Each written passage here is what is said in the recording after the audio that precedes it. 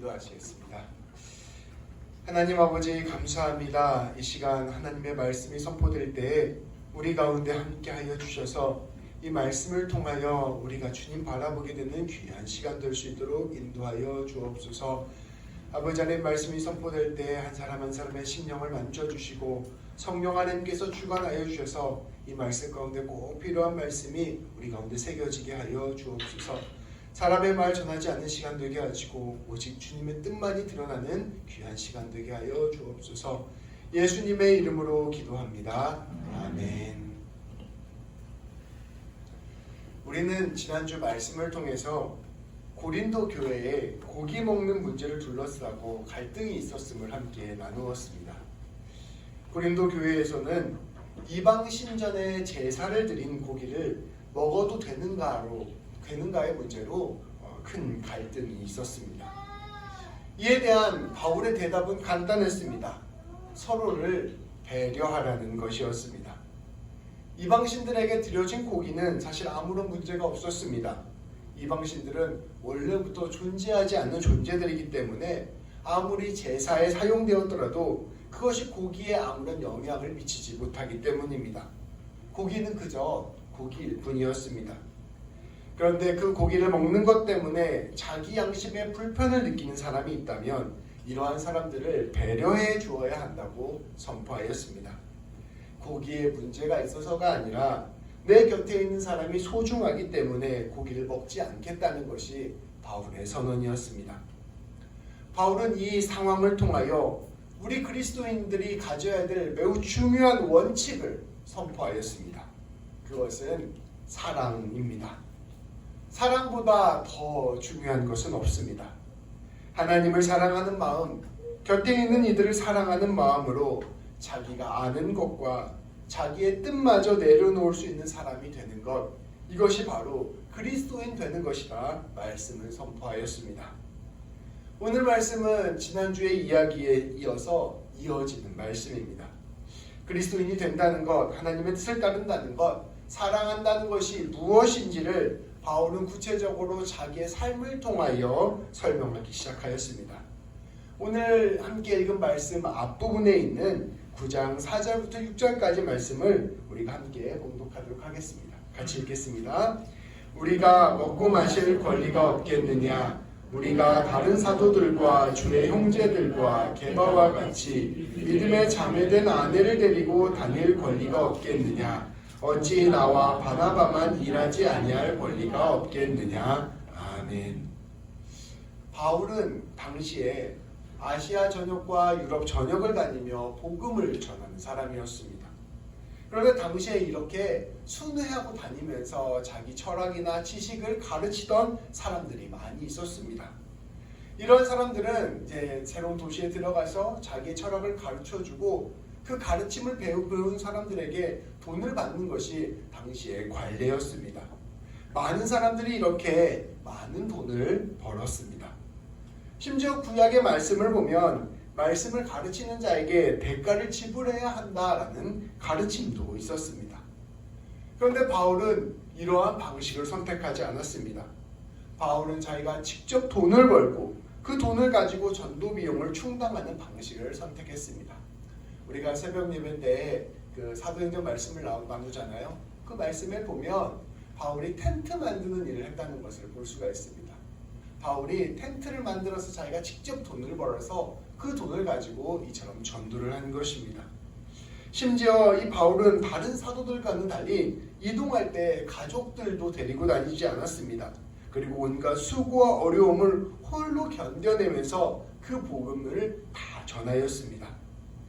바울이 이처럼 모든 것들을 받아들이고 모든 것들을 다 스스로 견뎌낸 것은 그 안에 굳은 뜻이 있었기 때문입니다. 바울이 이것들을 자기가 다 감내하기로 한 이유가 12절 말씀에 나와 있습니다. 제가 봉독하겠습니다. 다른 이들도 너희에게 이런 권리를 가졌거든 하물며 우리일까 보냐. 그러나 우리가 이 권리를 쓰지 않고 아니하고 범사에 참는 것은 그리스도의 복음에 아무 장애가 없게 하려 함이로다. 아멘. 바울은 고백합니다. 우리가 이처럼 돈을 받을 수 있는 권리를 쓰지 않고 이 모든 어려움들을 참고 견디는 데에는 이유가 있습니다. 그것은 제가 복음을 전하는데 여러분들이 복음을 받아들이는데 아무런 장애물이 없도록 하려는 것입니다. 바울은 오직 예수 그리스도의 복음을 전하는 데 아무런 걸림돌이 없기를 원했던 것입니다. 예수 그리스도의 복음의 핵심은 무엇입니까? 복음이란 복된 소식, 기쁜 소식을 뜻하는 말입니다. 이 복된 소식, 기쁜 소식은 무엇입니까? 우리 예수님께서 우리에게 선물을 주셨다는 것입니다. 우리가 누군가가 선물을 보내준다고 했는데 선물을 막상 받아보니까 선물은 공짜인데 배송비가 비싸요. 그럼 어떤 마음이 들까요? 이거 선물은 선물인데 뭔가 좀 당했다는 느낌이 들지 않을까요? 그러니까 바울이 이렇게 생각한 거예요.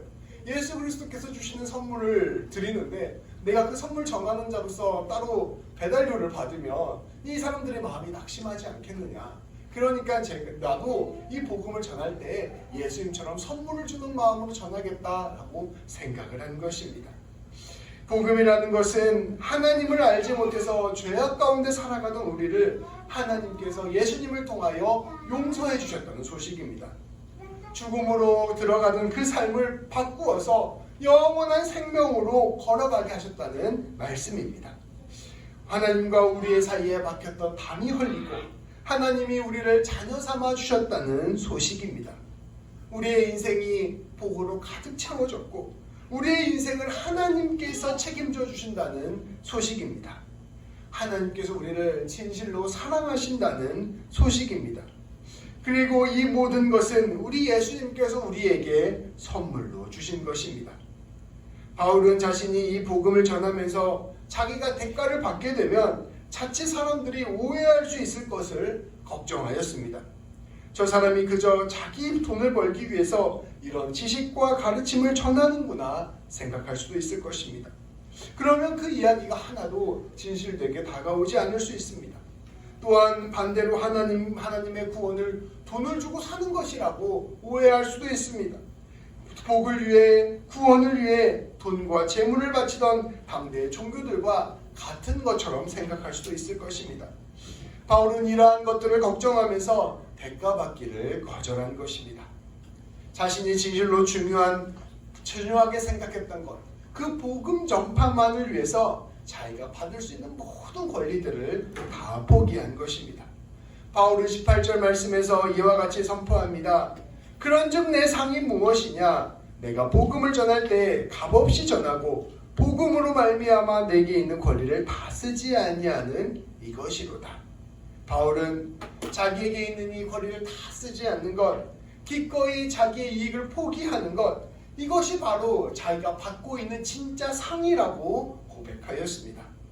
가장 귀한 것을, 자신의 것을 포기할 줄 아는 것, 이것이 바로 진정한 보상이라는 것을 바울은 고백하고 있는 것입니다. 이러한 바울의 모습은 사실 우리 예수님과 같은 것이었습니다. 우리 예수님이 이처럼 우리를 위하여 모든 것을 내어주시고 모든 것을 선물로 주신 분이시기 때문입니다. 빌립보서 2장 5절부터 8절까지 말씀은 이렇게 선포합니다. 우리 한 절씩 교독하여 읽겠습니다. 너희 안에 이 마음을 품으라. 곧 그리스도 예수의 마음이니 그는 물론 하나님의 본체시나 하나님과 동등됨을 취할 것으로 여기지 아니하시고 오히려 자기를 비워 종의 형체를 가지사 사람들과 같이 되셨고 사람의 모양으로 나타나사 자기를 낮추시고 죽기까지 복종하셨으니 곧 십자가에 죽으시니라. 바울이 가졌던 이 마음이 바로 예수님의 마음이었습니다. 예수님은 우리를 지극히 사랑하여 주셨습니다.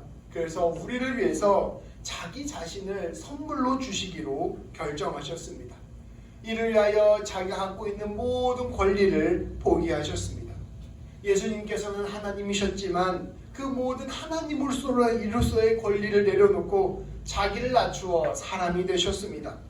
사람이 되어서도 더 낮은 곳을 찾아가셨습니다. 그리고 그곳에서 십자가에서 죽기까지 하나님의 뜻에 순종하셨습니다. 이 하나님의 뜻은 우리를 용서하고 구원하고 자녀 삼아주시려는 것이었습니다. 하나님을 사랑하고 이웃을 사랑하기에 자신의 것을 내어주고 포기하고 더 낮은 자리로 내려가는 것, 이것이 바로 하나님의 뜻이요 예수님의 모습인 것입니다. 바울은 이것을 알았기에 기꺼이 그 길을 내려간 것입니다. 우리가 지난주 말씀을 통해서 사랑이라는 것은 자기가 알고 있는 것을 잠시 내려놓는 것이라고 이야기하였습니다. 내가 다 알고 있지만 이 사람을 위해서 잠시 내 생각을 내려놓고 그 사람의 눈높이에 맞추어 주는 것이라 함께 나누었습니다. 그것과 오늘의 말씀은 이어져 있습니다. 사랑이라는 것은 내가 가진 권리를 포기하는 것입니다. 사랑을 위하여 내가 마땅히 얻어야 될 것을 기꺼이 내려놓게 되는 것, 이것이 바로 사랑이라는 것을 바울과 예수님은 우리에게 보여주고 있는 것입니다. 우리가 오늘 함께 읽은 말씀을 보면 그러한 삶이 어떠한 삶인지를 우리에게 보여줍니다. 바울은 자신의 삶이 이러한 삶이었다고 고백합니다. 오늘 우리가 읽은 말씀을 세 번역으로 함께 보도록 하겠습니다. 제가 읽을 테니까 눈으로 함께 따라 읽어주시기 바랍니다. 나는 어느 누구에게도 얽매이지 않은 자유로운 몸이지만 많은 사람을 얻으려고 스스로 모든 사람의 종이 되었습니다. 유대 사람들에게는 유대 사람을 얻으려고 유대 사람같이 되었습니다. 율법 아래에 있는 사람들에게는 내가 율법 아래에 있지 않으면서도 율법 아래에 있는 사람을 얻으려고 율법 아래에 있는 사람같이 되었습니다. 율법이 없이 사는 사람들에게는 내가 하나님의 율법이 없이 사는 사람이 아니라 그리스도의 율법 안에서 사는 사람이지만 율법 없이 사는 사람들을 얻으려고 율법 없이 사는 사람들 같이 되었습니다. 믿음이 약한 사람들에게는 약한 사람을 얻으려고 약한 사람이 되었습니다. 나는 모든 종류의 사람에게 모든 것이 다 되었습니다. 그것은 내가 어떻게 해서든지 그들 가운데서 몇 사람이라도 구원하려는 것입니다. 나는 복음을 위하여 이 모든 일을 하고 있습니다. 그것은 내가 복음의 복에 동참하기 위함입니다. 바울은 고백합니다. 저는 누구에게도 얽매이지 않는 자유로운 몸입니다. 누가 시켜서 또는 강제로 이러한 일들을 하는 것이 아닙니다. 오히려 많은 사람들을 얻고 싶어서 그들의 내 스스로 그 모든 사람들의 노예가 되었습니다. 유대인들을 만날 때는 내가 유대인과 같은 눈높이에서 유대인들을 대했습니다. 이방인들을 만날 때에는 이방인과 같은 눈높이에서 이방인을 대했습니다. 믿음이 좋은 사람을 만날 때에는 믿음 좋은 사람에 맞추어서 복음을 전하였고, 믿음이 약한 사람들에게는 믿음이 약한 대로 맞춰서 복음을 전하였습니다. 누구를 만나든지 그 사람에게 복음을 전하기 위해, 사랑을 전하기 위해 여러 모습의 자리에 기꺼이 내려갔습니다. 이것이 저는 예수님이 가르쳐 주신 복음의 삶이라고 생각합니다. 이렇게 고백을 하는 것입니다. 바울에게는 분명한 목표가 있었습니다. 하나님의 사랑과 용서를 전하는 것이었습니다. 예수 그리스도의 복된 소식을 전하는 것이었습니다. 바울은 오직 그것을 위하여 얼마든지 자신을 내려놓을 수 있었고 자기를 포기할 수 있었으며 다른 이에게 자신을 맞춰줄 수 있었던 것입니다. 바울은 사랑을 위하여 자신을 포기했던 사람입니다. 오늘날 우리가 사는 세상 속에서 사람들이 두려워하고 불안해하는 것이 있습니다. 그것은 무언가를 위해서 자기를 포기하고 누군가를 위해서 권리를 내려놓는 것입니다. 오늘날 우리 사람들은 자기 권리를 포기하는 것, 자기 권리를 내려놓는 것, 자기 뜻대로 살지 못하는 것을 굉장히 걱정합니다. 우리가 인터넷을 보거나 뉴스를 보거나 책을 보거나 해도 이런 메시지, 나답게 살아라 하는 메시지는 정말 많이 볼 수 있습니다. 온갖 때 보면 전부 다 여러분답게 사십시오, 나를 찾으십시오, 이런 메시지는 가득 차 있어요. 그런데 네 자신을 누군가를 위해서 포기하십시오 라는 메시지는 전혀 들리지 않습니다. 혹시 그런 거 보신 적 있으십니까? 나답게 살아라 라는 말은 온갖 때에 있지만 누군가를 위해서 무언가를 포기하라는 말을 어딘가에서 본 적이 있으세요? 세상 그 읽던 책 가운데 없습니다. 요즘은 없는 게 너무나 당연한데 아무도 그것에 대해서는 의심하지 않습니다. 이것은 우리가 나답지 못한 것에 대한 두려움과 불안이 있기 때문입니다. 이것에는 이유가 있습니다. 지난 역사 동안 우리는 헛된 것들에 헌신하다가 내 자신이 소외되는 경험을 참 많이 하였기 때문입니다. 수십 년간 일만 하다가 자기 자신을 잃어버리고 자기 가족과의 관계도 잃어버린 사람들이 많이 있습니다. 맡겨진 의무를 감당하다가 정작 그 의무에 자기가 배신당하고 자기 인생은 하나도 돌보지 못한 사람들이 많이 있습니다. 사람들의 눈치만 보다가 정작 자기의 뜻을 하나도 펼치지 못한 사람들, 이런 사람들이 참 많았던 것입니다. 의무에 치여서 살다가 정작 삶의 의미를, 내가 살아가는 삶의 의미를 찾지 못한 것입니다. 이러한 경험들이 많이 쌓이다 보니까 사람들이 반대로 생각하기 시작한 것입니다. 네 자신을 찾아라, 너답게 살아라, 네 권리를 찾아라, 네 인생을 즐겨라. 이런 메시지가 사람들의 마음에 와닿고 그 이야기가 마음을 울리게 되는 것입니다. 그래서 오늘날 우리 모두는 진짜 나를 찾아서 헤매는 삶을 시작하였습니다. 내가 무엇인가? 내가 무엇을 좋아하는가? 내가 어떻게 살아가야 되는가? 이것들을 찾아 삶을 헤매기 시작한 것입니다.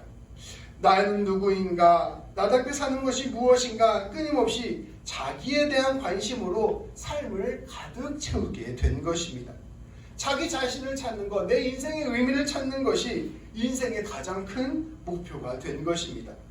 그러면서 자기 권리를 포기하고 헌신하는 삶을 두려워하고 심지어 그러한 삶을 싫어하고 미워하기까지 하였습니다.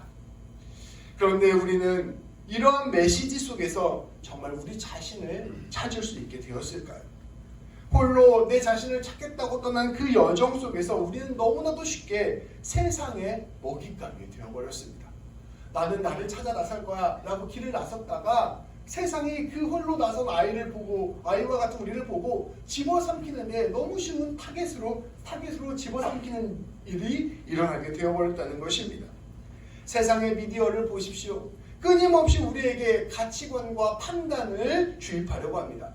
끊임없이 내 편이 되어라 라고 이야기하고 있습니다. 그래서 그 세상이 주어주는 이야기에 네 마음을 내어 맡겨라 라고 이야기하는 것이죠. 그래서 어느 날부터 뉴스에서 하는 이야기 혹은 어떤 사람이 하는 이야기가 마치 나의 이야기인 것처럼 이야기하기 시작합니다. 세상의 유혹과 유행과 광고들은 끊임없이 취향과 욕망을 우리에게 집어넣습니다. 내가 좋아하는 것, 내가 즐거워하는 것 찾아 나서는데 되돌아보면 다 세상 사람들이 광고하고 유행했던 것을 내가 좋아하는 것이라고 생각해서 즐기는 경우가 허다합니다. 인스타그램 보십시오. 다 똑같은 거 하고 있습니다. 다 똑같은 것 하면서 나를 찾아오는 것, 나를 찾아간 것처럼 사람들을 생각하고 있는 것이죠. 나다운 것이 중요하다고 하면서 끊임없이 나다운 것을 주입하려는 세상의 방식 안에 사로잡히게 되는 것입니다. 나답게 살아가려고 하지만 다 유행에 따라 살아가고 다 욕망에 따라가 살아가게 되는 것이 바로 우리의 현실인 것입니다. 말씀은 우리에게 가르쳐 줍니다. 진짜 나를 찾는 것은 바로 사랑하는 것으로 가능한 것입니다. 내가 의무를 가지고 무언가에 끌려다니는 거라 내가 사랑을 가지고 누군가를 대하고 그것에 자신을 헌신하는 것은 완전히 다른 이야기입니다. 내 존재는 움켜짐으로 세워지는 것이 아니라 내어주고 포기함으로 세워주는 것입니다. 나를 찾는 것은 내가 나를 막 살펴본다고 찾아지는 것이 아니라 세상 어딘가에 나다운 것이 무엇인가를 찾아다님으로 찾아지는 것이 아니라 누군가를 사랑하고 있을 때 진짜 내가 드러나게 된다는 것입니다. 사랑하는 사람만이, 내어주는 사람만이 진짜 자기 자신을 발견하고 찾게 되는 것입니다. 바울은 유대인을 만날 때에는 유대인처럼 하였습니다. 이방인을 만날 때에는 이방인처럼 하였습니다. 이방 사람, 믿음이 강한 사람들을 만날 때에는 믿음이 강한 사람처럼 대하였고 믿음이 약한 사람을 만날 때에는 믿음이 약한 사람처럼 만나였습니다. 어떻게 보면 바울은 전혀 줏대가 없는 사람인 것처럼 보입니다. 그러나 바울이야말로 자신의 삶을 완전히 살아낸 사람이었습니다. 바울은 끊임없이 사랑함으로 인생을 살아감으로 말미암아 바울다움이 무엇인지를 완전히 꽃피운 사람이었던 것입니다. 사랑을 위해 자기를 포기하는 사람이 진짜 자신을 찾게 된다는 것, 이것이 바로 성경이 가르쳐주는 진리입니다. 귀한 성도 여러분, 사랑의 세계로 들어갑시다. 내어주고 섬겨주는 삶, 그리고 이것을 위하여 때로는 자기의 주장과 권리를 포기하는 삶을 살아갑시다. 그것은 우리를 잃는 삶이 아닙니다. 오히려 진짜 자신을 찾는 삶입니다. 그것은 하나님을 닮아가는 삶입니다. 그것은 우리가 처음 창조되었던 그 모습, 곧 하나님의 형상을 회복하는 일입니다. 진짜 나다운 것이 무엇인가? 그것은 우리 하나님께서 처음 우리를 창조하셨을 때의 모습을 회복하는 것입니다.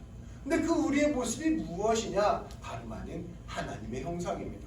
하나님의 형상이 무엇이냐? 바로 우리 예수님이 보여주셨던 모습입니다. 우리 예수님은 남을 위하여, 다른 일을 위하여 자신의 모든 권리를 내려놓고 포기하고 다른 사람한테 자신을 내어주었던 삶입니다. 우리가 예수님 닮아서 그 은혜 가운데 거하며 그 사랑 안에 거하며 누군가에게 사랑을 베풀어주고 자기의 것을 내어줄 때 우리는 진짜 자기 자신의 모습을 찾게 되는 것입니다. 우리는 예수님을 통하여 모범을 보여주신 그 하나님을 신뢰해야 합니다. 그리고 그 모범을 따라갈 때 우리는 놀라운 주님의 영광을 드러내는 삶, 더 나아가 우리 자신을 찾는 삶을 살게 될 것입니다.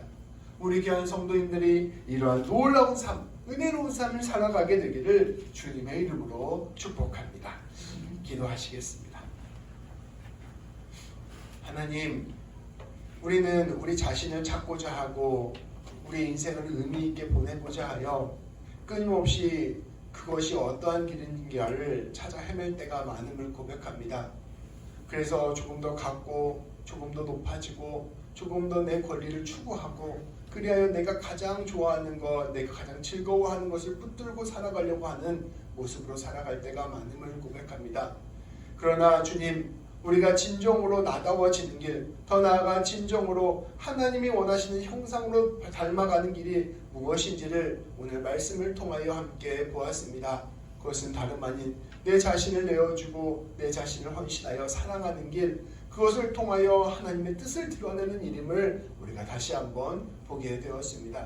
하나님, 우리에게 은혜를 주시고 사랑을 주시고 용서를 주시고 십자가를 보게 하시고 성령 충만하게 하여 주셔서 하나님 그 놀라운 길을 걸어갈 수 있도록 인도하여 주옵소서.